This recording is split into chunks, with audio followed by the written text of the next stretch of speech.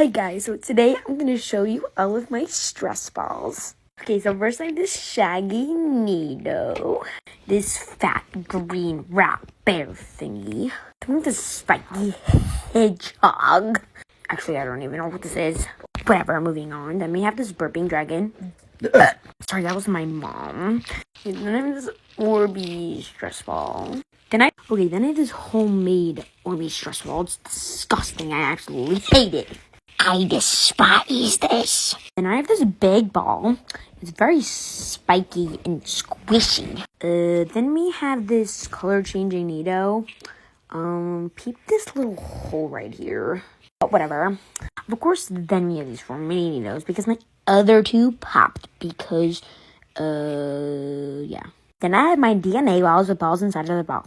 Then I have an axolotl, cookie balls, Nidos, and these.